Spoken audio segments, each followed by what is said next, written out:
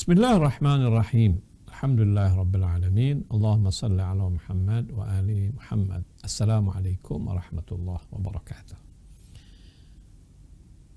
Kali ini kita akan berbicara tentang masalah yang berkaitan dengan bacaan dalam sholat. Kasus yang ingin kita angkat pada hari ini adalah orang yang ikut sholat jamaah. Apakah dia wajib baca? Dia nggak wajib baca. Dia ikut sholat jamaah, dia dengar suara imam.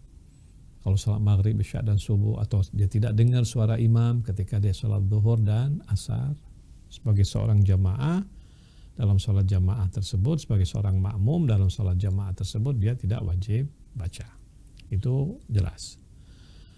Masalah yang berikutnya adalah yang ditanyakan nih.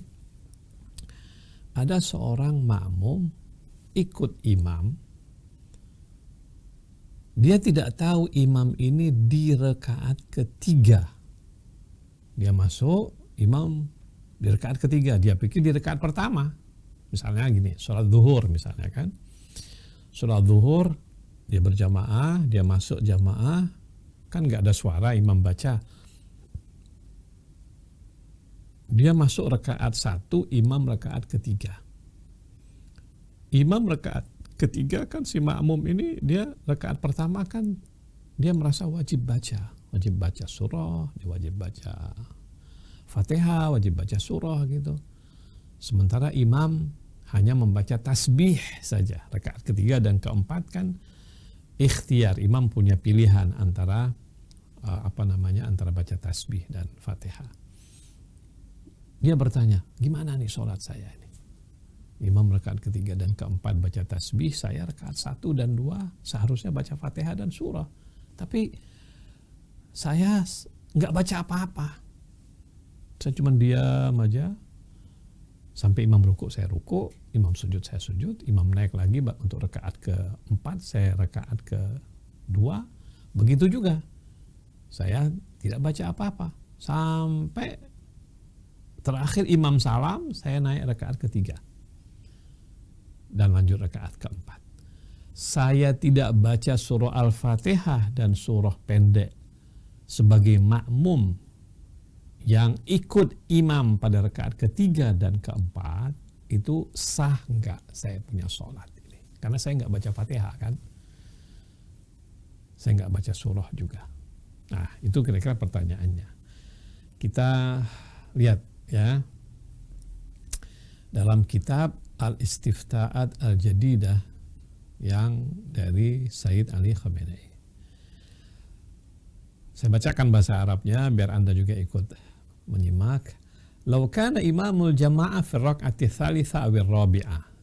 Sekiranya imam jamaah berada pada rakaat kedua dan keempat, pada rakaat ketiga dan keempat. Wa kuntu adhunnu bi anna al-imam fi raka'atil ula aw tsaniyah. Tadinya aku menduga bahwa imam itu berada pada rakaat 1 atau rakaat kedua. Wa alaih, karena itu lam aqra al-hamda was surah. Karena aku menduga dia di rakaat kedua dan satu dan kedua, jadi aku tidak baca lagi surah Al-Fatihah dan surah pendek itu. Aku nggak baca apa-apa, aku cuma diam baca. Wa ba'da ruku, setelah ruku ma'al imam, ruku dengan imam, alimtu bi annal jamaah fi rakaati tsalitsa. Aku akhirnya tahu bahwa sholat jamaah ini sekarang sudah di posisi rakaat ketiga, awil rabi'ah atau 4. Wa kana wajibi an aqra alhamdu was surah, karena aku berada di rakaat 1 dan 2 kan kewajiban aku membaca Fatihah dan surah.